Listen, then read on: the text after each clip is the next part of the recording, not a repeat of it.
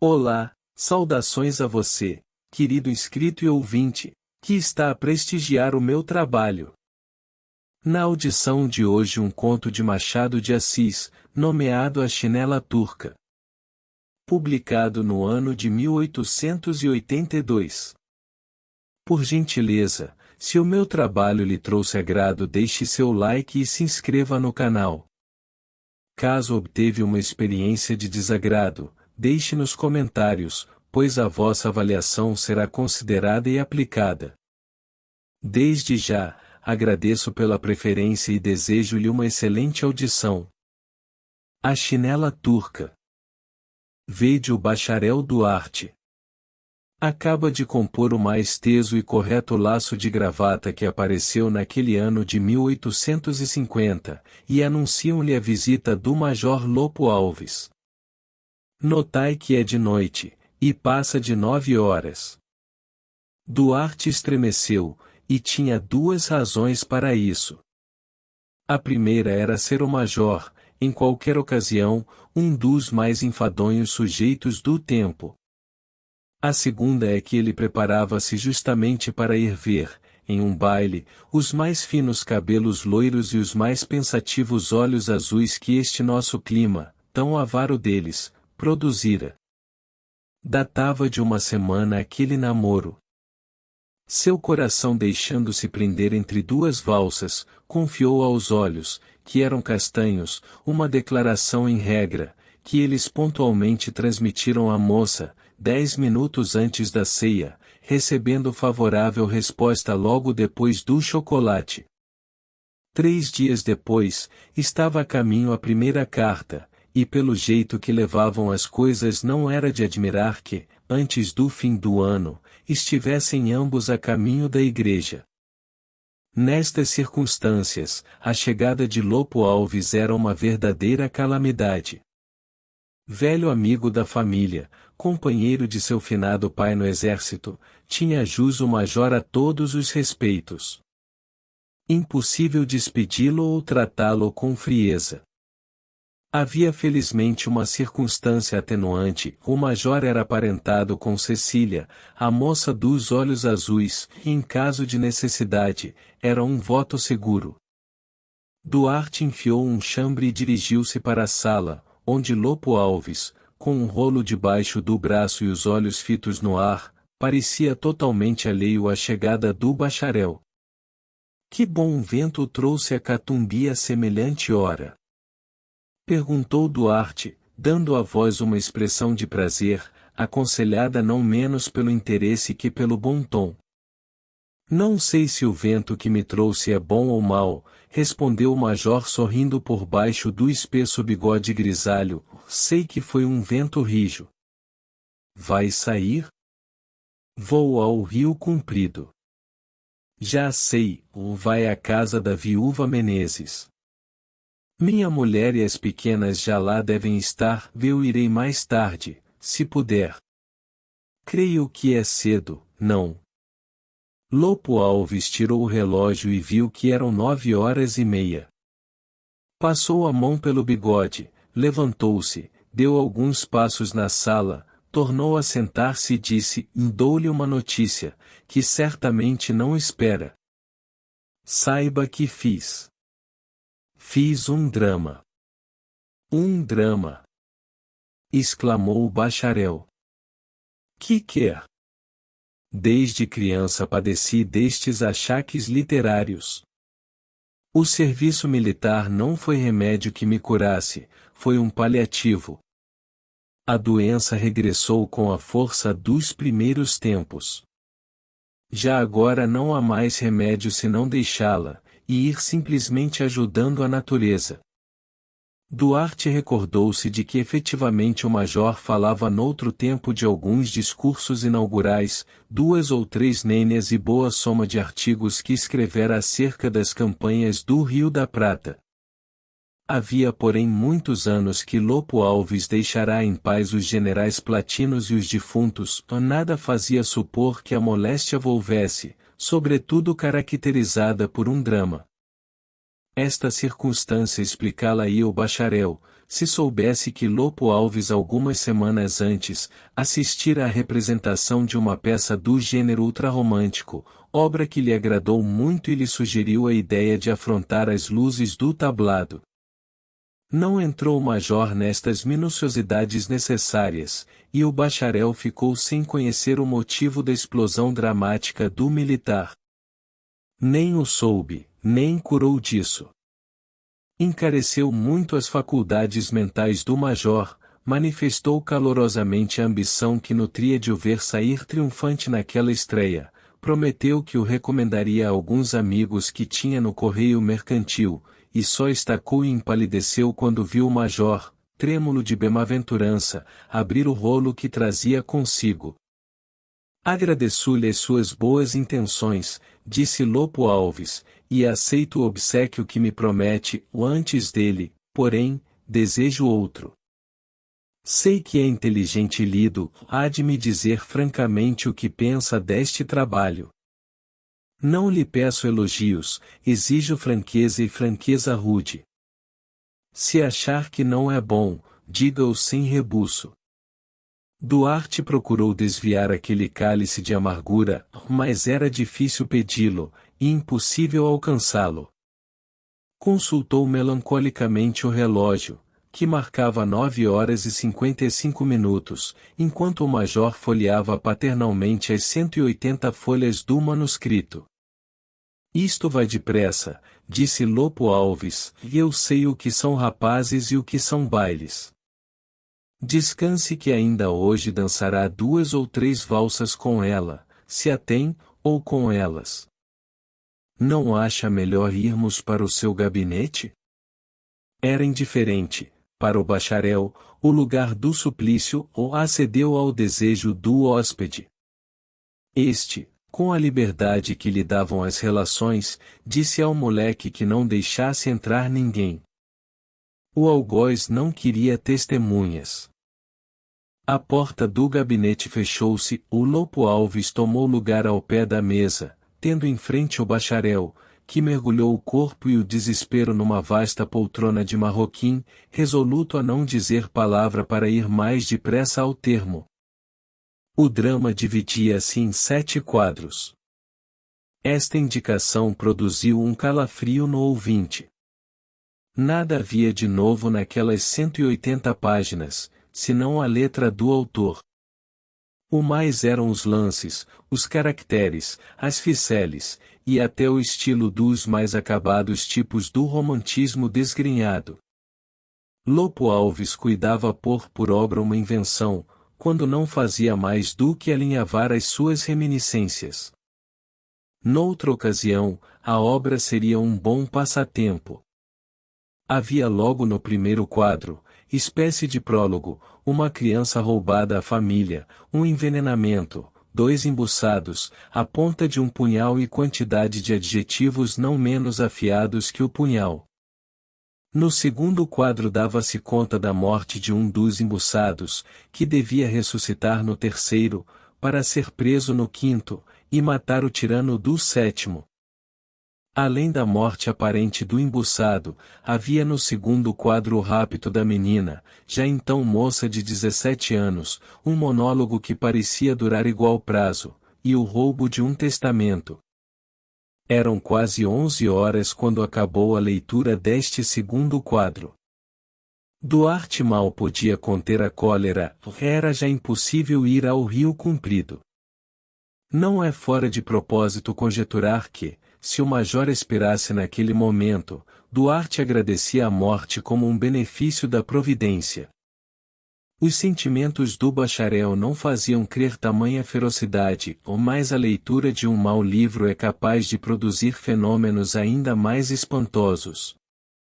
Acresce que, enquanto aos olhos carnais do bacharel aparecia em toda a sua espessura a grenha de Lopo Alves, fugiam-lhe ao espírito os fios de ouro que ornavam a formosa cabeça de Cecília, via-a com os olhos azuis, a tez branca e rosada, o gesto delicado e gracioso, dominando todas as demais damas que deviam estar no salão da viúva Menezes.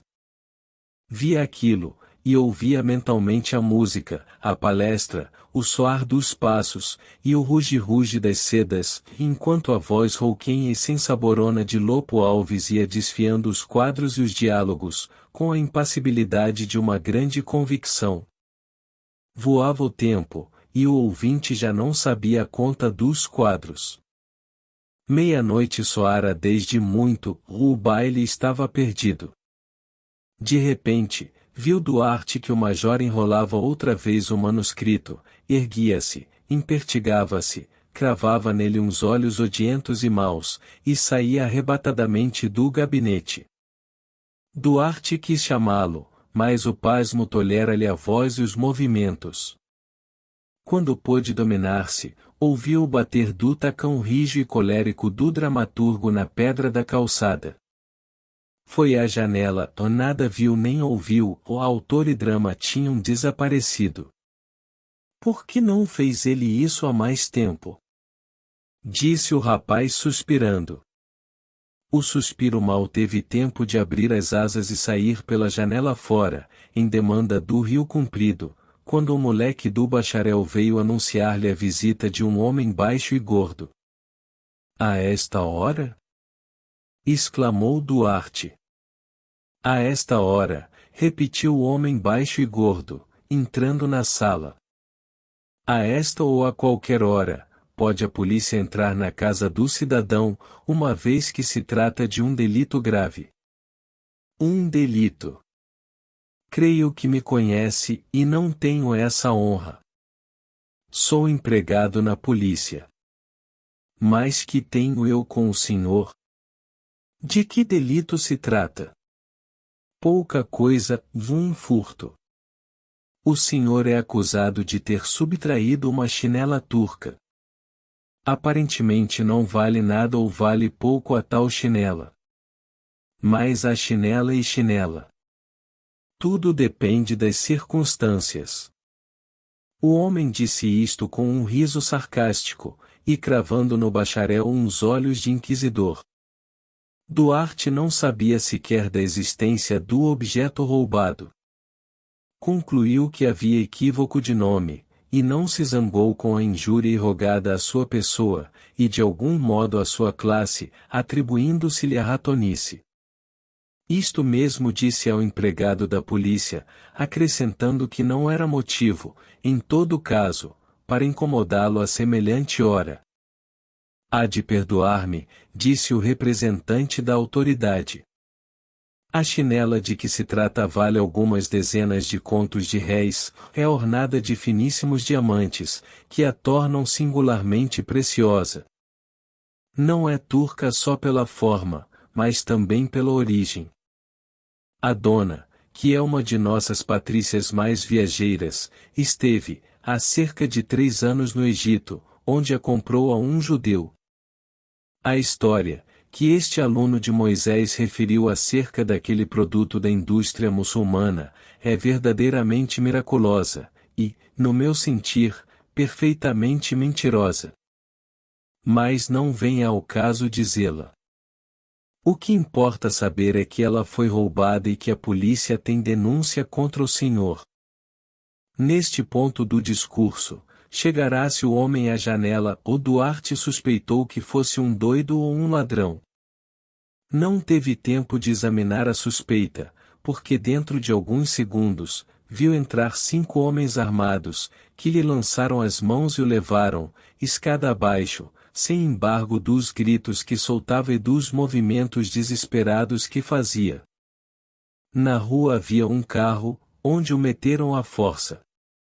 Já lá estava o homem baixo e gordo, e mais um sujeito alto e magro, que o receberam e fizeram sentar no fundo do carro. Ouviu-se estalar o chicote do cocheiro e o carro partiu à desfilada. Ah! Ah! Disse o homem gordo. Com que então pensava que podia impunemente furtar chinelas turcas, namorar moças louras, casar talvez com elas. E rir ainda por cima do gênero humano. Ouvindo aquela alusão à dama dos seus pensamentos, Duarte teve um calafrio. Tratava-se, ao que parecia, de algum desforço de rival suplantado. Ou a alusão seria casual e estranha à aventura? Duarte perdeu-se num cipoal de conjeturas, enquanto o carro ia sempre andando a todo galope. No fim de algum tempo, arriscou uma observação. Quaisquer que sejam os meus crimes, suponho que a polícia, e nós não somos da polícia, interrompeu friamente o homem magro. Ah! Este cavalheiro e eu fazemos um par. Ele, o senhor e eu fazemos um terno. Ora, terno não é melhor que par, não é, não pode ser. Um casal é o ideal. Provavelmente não me entendeu. Não, senhor. Há de entender logo mais.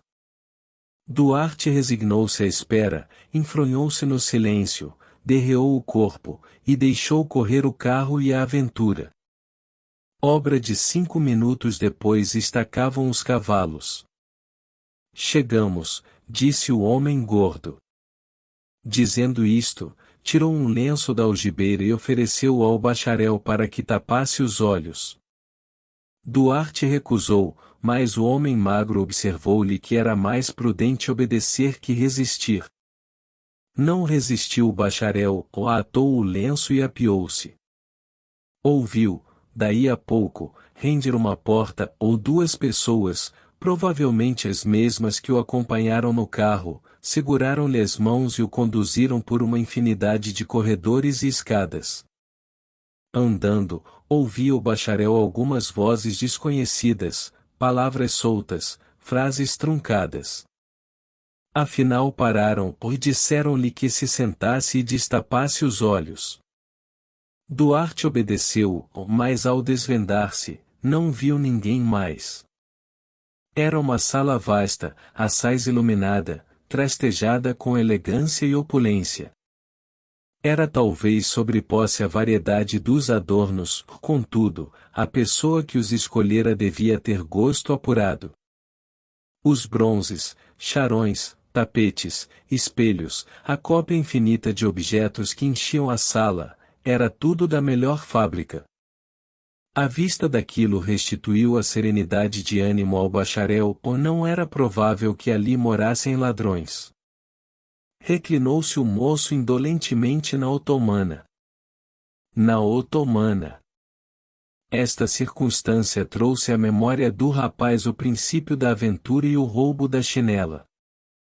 Alguns minutos de reflexão bastaram para ver que a tal chinela era já agora mais que problemática.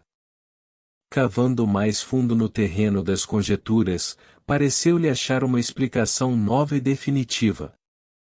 A chinela vinha a ser pura metáfora, tratava-se do coração de Cecília, que ele roubara, delito de que o queria punir o já imaginado rival.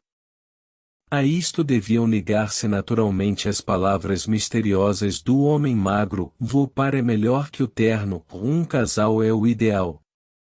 Há de ser isto, concluiu Duarte, mas quem será esse pretendente derrotado? Neste momento abriu-se uma porta do fundo da sala e negrejou a batina de um padre alvo e calvo. Duarte levantou-se, como por efeito de uma mola. O padre atravessou lentamente a sala, ao passar por ele deitou-lhe a bênção, e foi sair por outra porta rasgada na parede fronteira. O bacharel ficou sem movimento, a olhar para a porta, a olhar sem ver, estúpido de todos os sentidos. O inesperado daquela aparição baralhou totalmente as ideias anteriores a respeito da aventura. Não teve tempo, entretanto, de cogitar alguma nova explicação, porque a primeira porta foi de novo aberta e entrou por ela outra figura, desta vez o homem magro, que foi direito a ele e o convidou a segui-lo. Duarte não opôs resistência. Saíram por uma terceira porta, e, atravessados alguns corredores mais ou menos alumiados, foram dar a outra sala, que só o era por duas velas postas em castiçais de prata. Os castiçais estavam sobre uma mesa larga. Na cabeceira desta havia um homem velho que representava ter 55 anos, era uma figura atlética, farta de cabelos na cabeça e na cara. "Conhece-me?" perguntou o velho, logo que Duarte entrou na sala. "Não, senhor. Nem é preciso. O que vamos fazer exclui absolutamente a necessidade de qualquer apresentação. Saberá em primeiro lugar que o roubo da chinela foi um simples pretexto, e ó. Dê certo." Interrompeu Duarte. "Um simples pretexto", continuou o velho, "para trazê-lo a esta nossa casa. A chinela não foi roubada, nunca saiu das mãos da dona. João Rufino, vá buscar a chinela." O homem magro saiu, e o velho declarou ao bacharel que a famosa chinela não tinha nenhum diamante, nem fora comprada a nenhum judeu do Egito, era, porém, turca, segundo se lhe disse, e um milagre de pequenez. Duarte ouviu as explicações, e, reunindo todas as forças, perguntou resolutamente: "No mais, senhor, não me dirá de uma vez o que querem de mim e o que estou fazendo nesta casa?" "Vai sabê-lo", respondeu tranquilamente o velho. A porta abriu-se e apareceu o homem magro com a chinela na mão. Duarte, convidado a aproximar-se da luz, teve ocasião de verificar que a pequenez era realmente miraculosa. A chinela era de marroquim finíssimo, no assento do pé, estofado e forrado de seda cor azul, rutilavam duas letras bordadas a ouro. "Chinela de criança, não lhe parece?" disse o velho. "Suponho que sim." "Pois supõe mal, é chinela de moça." "Será, ou nada tenho com isso." "Perdão." "Tem muito, porque vai casar com a dona." "Casar!" exclamou Duarte. "Nada menos." "João Rufino, vá buscar a dona da chinela." Saiu o homem magro, e voltou logo depois. Assomando a porta, levantou o reposteiro e deu entrada a uma mulher, que caminhou para o centro da sala. Não era mulher, era uma sílfide, uma visão de poeta, uma criatura divina. Era loura, tinha os olhos azuis, como os de Cecília, estáticos, uns olhos que buscavam o céu ou pareciam viver dele. Os cabelos, desleixadamente penteados, faziam-lhe em volta da cabeça um como resplendor de santa, ó santa somente, não mártir, porque o sorriso que lhe desabrochava os lábios, era um sorriso de bem-aventurança, como raras vezes há de ter tido a terra. Um vestido branco, de finíssima cambraia, envolvia-lhe castamente o corpo, cujas formas aliás desenhava, pouco para os olhos, mas muito para a imaginação. Um rapaz, como o bacharel, não perde o sentimento da elegância, ainda em lances daqueles.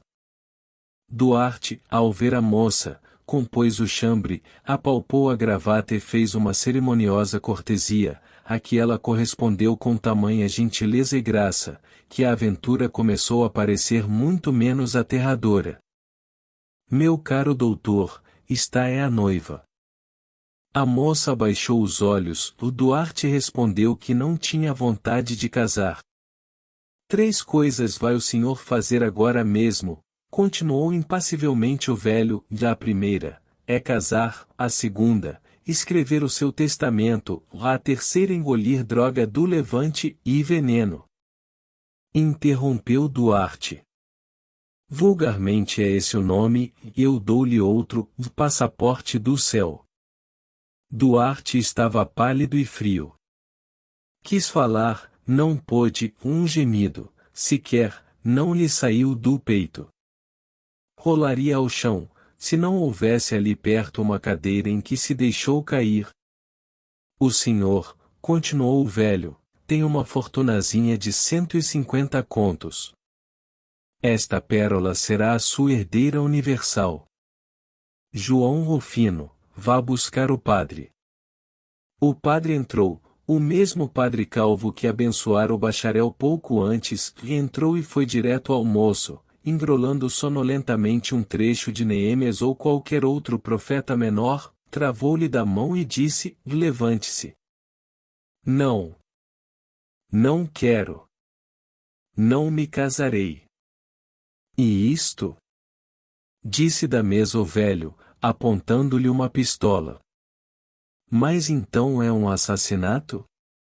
É, ou a diferença está no gênero de morte, ou violenta com isto, ou suave com a droga. Escolha. Duarte suava e tremia. Quis levantar-se e não pôde. Os joelhos batiam um contra o outro. O padre chegou-se-lhe ao ouvido, e disse baixinho: quer fugir? Oh! Sim! Exclamou, não com os lábios, que podia ser ouvido, mas com os olhos em que pôs toda a vida que lhe restava. Vê aquela janela?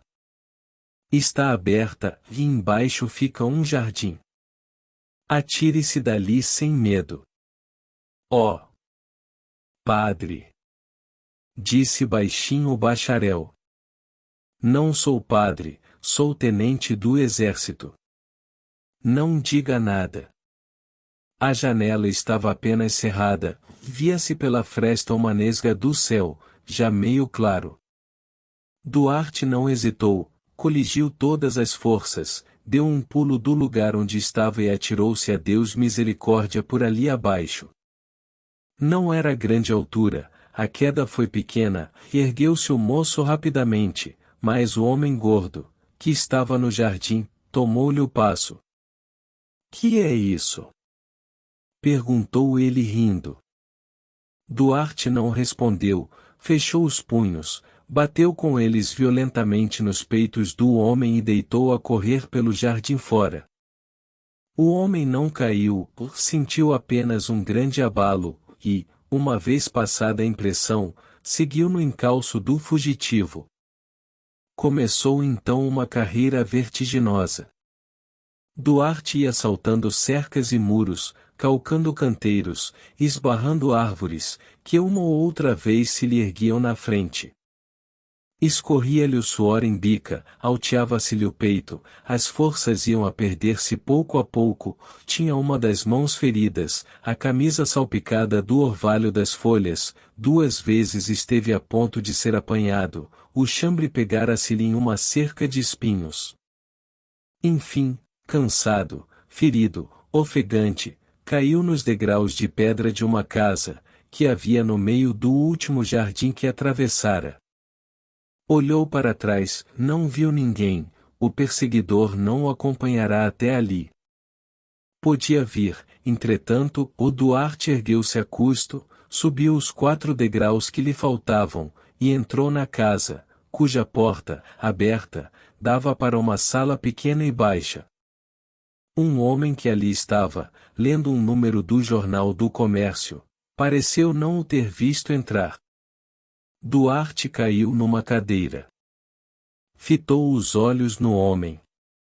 Era o Major Lopo Alves. O Major, empunhando a folha, cujas dimensões iam se tornando extremamente exíguas, exclamou repentinamente: Anjo do céu, estás vingado. Fim do último quadro. Duarte olhou para ele, para a mesa, para as paredes, esfregou os olhos, respirou à larga. Então, que tal lhe pareceu? Ah! Excelente! Respondeu o bacharel, levantando-se. Paixões fortes, não? Fortíssimas. Que horas são? Deram 2 agora mesmo. Duarte acompanhou o major até a porta, respirou ainda uma vez, apalpou-se, foi até a janela.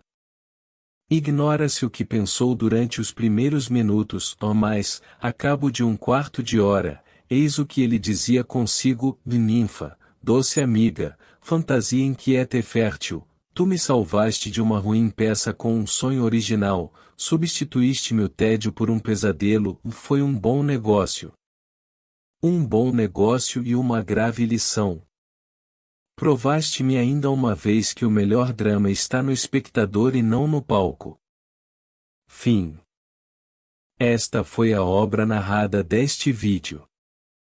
Uma vez mais, agradeço pela preferência. Caso lhe tenha agradado, curta, se inscreva e compartilhe. Se algo não lhe agradou, escreva nos comentários pois a sugestão será aplicada. Um grande abraço a você, querido inscrito e ouvinte. Até a próxima!